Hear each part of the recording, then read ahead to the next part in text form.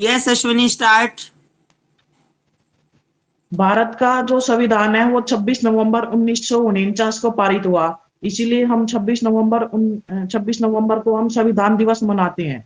जो Indian constitution है वो दुनिया का सबसे बड़ा रिटन कॉन्स्टिट्यूशन है। उसमें लगभग 1,45,000 वर्ड है। और जो कमेटी थी जिसने कॉन्स्टिट्यूशन बनाया था, उसके जो हेड थे वो डॉक्टर भीमराव अंबेडकर थे। जो इंडियन कॉन्स्टिट्यूशन है वो एक रिटन कॉन्स्टिट्यूशन है। और जो हमारे कॉन्स्टिट्यूशन को बनाने में लगभग 2 साल 11 महीने और 18 दिन का समय लगा। भारत का जो कॉन्स्टिट्यूशन है वो 395 अनुच्छेद और 8 अनुसूचियों में डिवाइड है। जो इंडियन कॉन्स्टिट्यूशन था जो 26 जनवरी 1950 को जो लागू हुआ था, वो डॉक्टर राजेंद्र प्रसाद जो कि इंडिया के फर्स्ट प्रेसिडेंट थे उनके द्वारा किया गया था। और उसकी जो लोकेशन थी वो दिल्ली में जो गवर्नमेंट हाउस है उसके जो दरबार हॉल है वहां पे किया गया था। और उस समय जो मुख्य अतिथि थे वो इंडोनेशिया के राष्ट्रपति सुकर्णो थे। और जो इंडियन कॉन्स्टिट्यूशन है वो हम कह सकते हैं कि वो एक टाइप से कॉपी पेस्ट का कॉन्स्टिट्यूशन है, क्योंकि लगभग 10 देश ऐसे हैं जिनमें यूरोपियन कंट्रीज भी है, अफ्रीकन कंट्रीज भी है, जहाँ से बहुत सारी चीजें ली गई है। जैसे कि जो यूएसए है, यूएसए से हमारे कॉन्स्टिट्यूशन में 8 चीजें ली गई है। ब्रिटेन से 7, आयरलैंड से 5, ऑस्ट्रेलिया से 3, जर्मनी से 2, साउथ अफ्रीका से 2, कनाडा से 3, जापान से 1, फ्रांस से 3 और सोवियत यूनियन से 2। जो जितने भी एग्जाम्पल मौलिक अधिकार है वो अमेरिका से लिया गया है। संविधान संशोधन वो दक्षिण अफ्रीका से, आपातकाल सिद्धांत जर्मनी से, संघीय प्रणाली कनाडा से। और ऐसी बहुत सारी चीजें हैं जो कि यूरोपियन कंट्रीज से ली गई है। जब हमारे इंडिपेंडेंस हुई थी 1947 को, तो बहुत सारे ऐसे देश थे जिनकी जो इंडिपेंडेंस है लगभग 1-2 साल बाद या 1-2 साल पहले हुए थे, जिनमें कि मेजरली चाइना है, इसराइल है और सिंगापुर है और जो कोरिया है, जो साउथ और नॉर्थ कोरिया, उनमें से बहुत सारे देश है। लेकिन इंडिया है आज वो इन सभी देशों से अभी बहुत ज्यादा पीछे है। जैसे कि हम मेजरली बात करें तो इंडिया में जो मेजर जो दिक्कत है वो पॉपुलेशन की है। इंडिया ने जब इंडिया इंडिपेंडेंस हुआ था 1947 में, उस टाइम इंडिया की पॉपुलेशन लगभग 36 करोड़ थी और आज वो लगभग 136 करोड़ है। तो इंडिया के लिए सबसे बड़ी प्रॉब्लम ये है। लेकिन इंडिया से जो बहुत ज्यादा बड़ी बड़ी कंट्री थी जैसे कि चाइना, चाइना की पॉपुलेशन उस टाइम जब उस वो कम्युनिस्ट पार्टी की पहली गवर्नमेंट बनी थी 1949 में, उस टाइम चाइना की जो पॉपुलेशन थी लगभग 56 करोड़ थी और आज वो 141 करोड़ ही है। बहुत ज्यादा जो लिमिट तक है वो कंट्रोल हो गई है।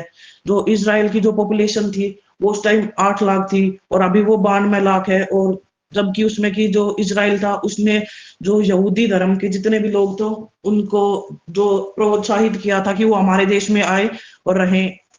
और जैसे कि जो इन जो सिंगापुर है उसकी जो पॉपुलेशन है वो लगभग 20 लाख के करीब थी और अब भी बहुत कम उसमें इंक्रीज हुआ है। तो इंडिया के लिए सबसे पहली मेजर और जो सबसे बड़ी प्रॉब्लम वो यही थी। जो इंडिया है, अगर हम उसके जीडीपी की बात करें या पहले की शेयर की बात करें, तो लगभग जो 18वीं सदी तक जो इंडिया था वो उसको सोने की चिड़िया कहा जाता था, क्योंकि जो वर्ल्ड की जो जीडीपी थी उसमें इंडिया का शेयर लगभग 30% था। लेकिन अब समय आते आते 1970 के आसपास वो लगभग 3 या 4% हो गया था। लेकिन 1970 से अब 2021 में वो सिर्फ 7% ही हुआ है। लगभग 2% का ही इंक्रीजमेंट हुई है। जबकि जो चाइना की जीडीपी की बात करें तो चाइना की जीडीपी 18th सेंचुरी से पहले बहुत कम थी। लेकिन अब जो 1970 जब इंडिया की जीडीपी 3 या 4% थी, तो चाइना की जीडीपी भी उतनी ही थी। लेकिन आज जो चाइना की जीडीपी है वो इंडिया की जीडीपी से बहुत ही ज्यादा है। वो लगभग 11 या 12% के पास पास पहुंच गई है। और जो सेम है वो जितने भी जो इसराइल और ये है उनसे भी हमारी जो जीडीपी है वो बहुत ज्यादा पीछे है। और इसका एक और मेजर कारण है वो है वुमेन अनएम्प्लॉयमेंट। जो इंडिया है, इंडिया में से हर 100 वीमेन जो कि एजुकेटेड है, जो काम कर सकती है, उनमें से सिर्फ 20 ही काम करती है। लेकिन जो बांग्लादेश है, बांग्लादेश एक मुस्लिम कंट्री है जिसमें कि जो वीमेन है उनको इतनी ज्यादा फ्रीडम नहीं है, फिर भी उसमें से हर 100 में से जो 30 जो वीमेन या लेडीज है वो बाहर अपनी जो इकोनॉमी है उसको सुधारने के लिए काम करती है। और चाइना में ये लगभग 60 जो वीमेन है 100 में से वो काम करती है। वैसा हो गया।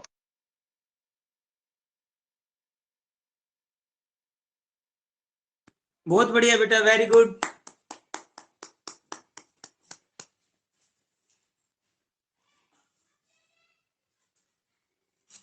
अश्विनी ने यहाँ पे बहुत अच्छी स्पीच डिलीवर किया बेटा on the occasion of Republic Day. Well done Ashwini, keep it up. Yes कोमल।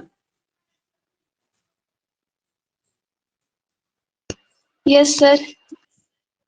बेटा you want to share anything on Republic Day? Yes sir, मैं ये बताना चाहती हूँ कि जो हम रिपब्लिक डे सेलिब्रेट करते हैं तो आधे से ज्यादा लोगों को ये नहीं पता होता कि रिपब्लिक का आखिर मतलब क्या होता है।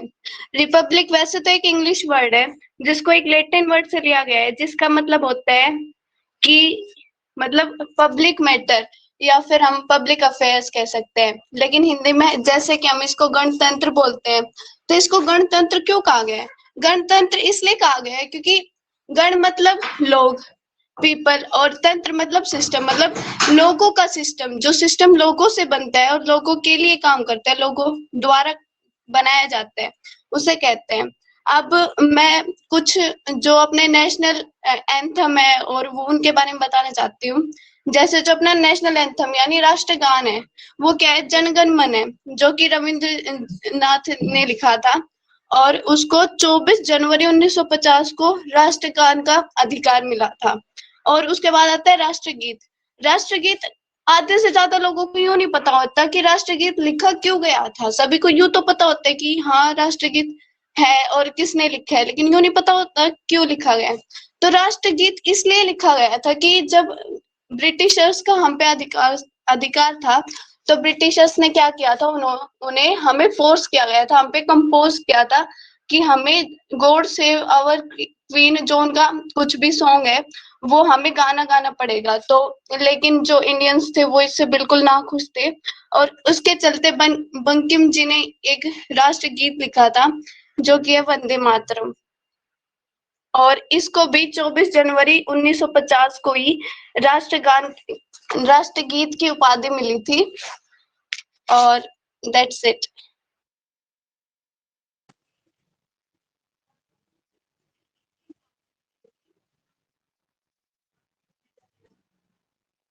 कोमल, राष्ट्रीय गीत सुनाना चाहोगे बेटा?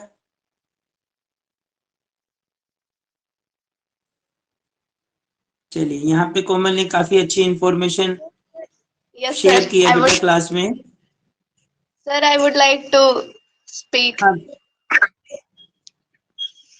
बेटा, ओके प्लीज।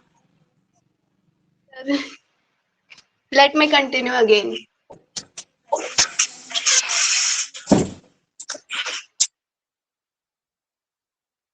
वंदे मातरम, वंदे मातरम, सुजलाम सुफलाम मलयज शीतलाम शुष्य श्यामलाम मातरम, वंदे मातरम, शुभ्र ज्योत्स्नां पुलकितयामिनीं फुल्लकुसुमित धूमधल शोभिनीं सुहासिनीं सुमधुर भाजिनीं सुखदां वरदां मातरम, वंदे मातरम, वंदे मातरम।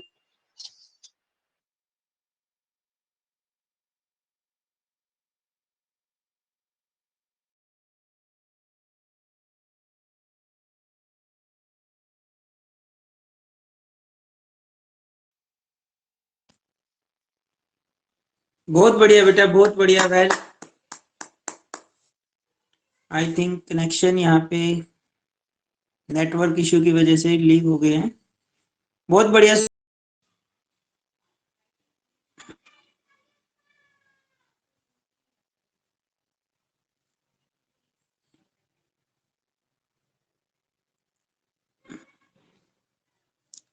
बहुत अच्छी इंफॉर्मेशन शेयर किया बेटा यहाँ पे कोमल ने, और खूबसूरत जो अपना राष्ट्रीय गीत है उसको भी गाया। A round of applause for Komal.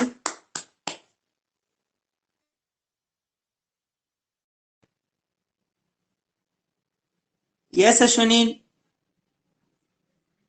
Yes sir.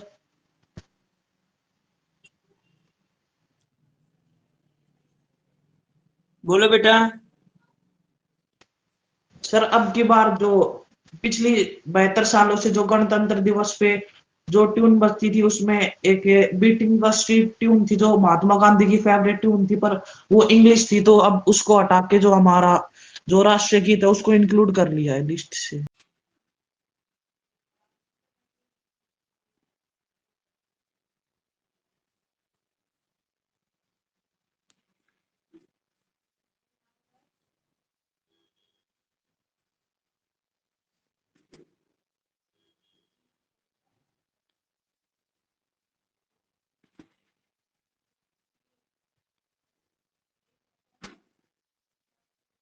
Yes, Ashwini, complete बेटा। आई थिंक नेटवर्क इश्यू की वजह से रिकनेक्ट हुआ है। मैंने तो सर कर दिया कंप्लीट। ओके ओके ओके बेटा okay. Naina Yadav, want to something share?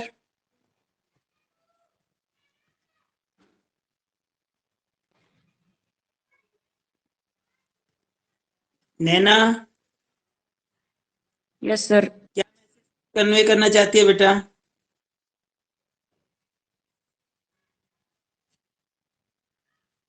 बता दिया सर सब, कोमल अश्विनी ने। किसने? अच्छा एक बार आप, मैंने नहीं सुना बेटा, रिपीट करोगे?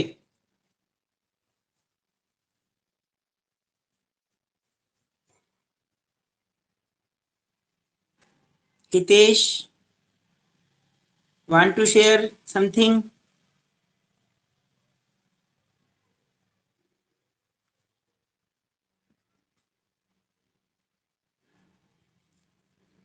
चलिए ठीक है बेटा, आज आपने बहुत अच्छा लगा मेरे को।